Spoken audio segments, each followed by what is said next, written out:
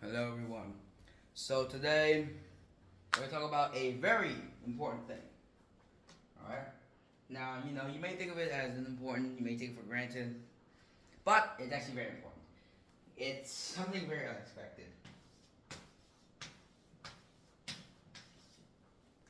Cheese. Yep, it's cheese. Not guns, not the television, not the telephone. It's cheese.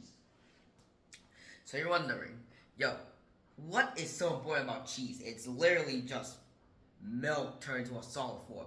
Well, guess what? Think again, because it's not just that. I mean, technically it is just that, but like, so 10,000 years ago, all right, in the Neolithic period.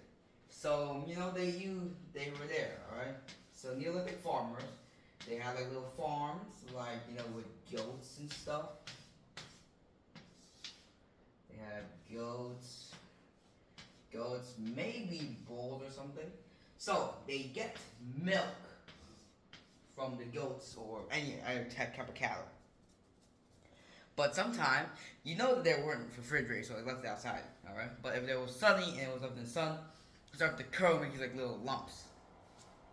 So they found out, they're like, pretty interesting.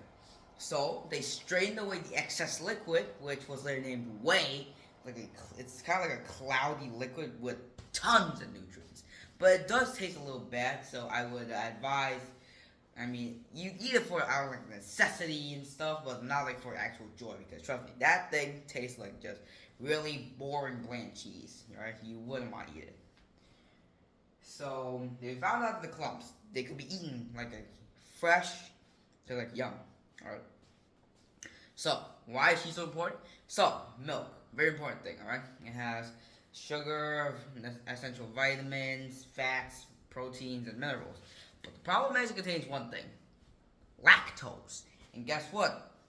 Many people nowadays and in the Neolithic period, we do not process lactose very well. That's where the term lactose intolerant comes from. You can't process it well. Moving on, but the thing is, cheese. It literally is just milk, but it's concluding the fact that it can actually process. It has much less lactose, so it's actually rather essential for survival, and also it can be kept like long term. So like milk is very hard to get in like a hot summer or cold winter, but cheese can be preserved for a whole ass year if you get it right, of course. Kind of like a form of pickling, but it's not pickling. You just curdle milk. Alright. So the Greeks and also the Switzerlands, they produce a lot of popular cheeses. And in fact, Swiss cheese at back in the day was actually so important that a neighboring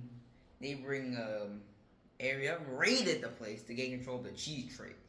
So eventually, after the fall of the Western Roman Empire, monasteries, they started experimenting. They made Munster and many other types of cheese. All right, so they were like kind of like cheese experiments.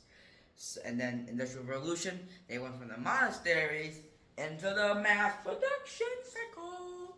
People produced a lot of cheese. And nowadays, we produce more over 4 billion pounds of cheese. All right, crazy, 4 billion freaking pounds of cheese.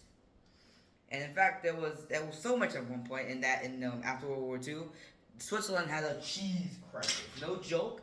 They used propaganda to confirm if you don't eat fondue, you're not Swiss. So basically, they used literal propaganda to get rid of cheese. It's kind of funny. So yeah, even today, farmers are still doing what their Neolithic ancestors have done for over 10,000 years. And this is the end of the video. Like and subscribe so that way I can keep this, this little YouTube channel growing. Because I'm slowly running out of morale to keep doing this. But I'll just try. Alright?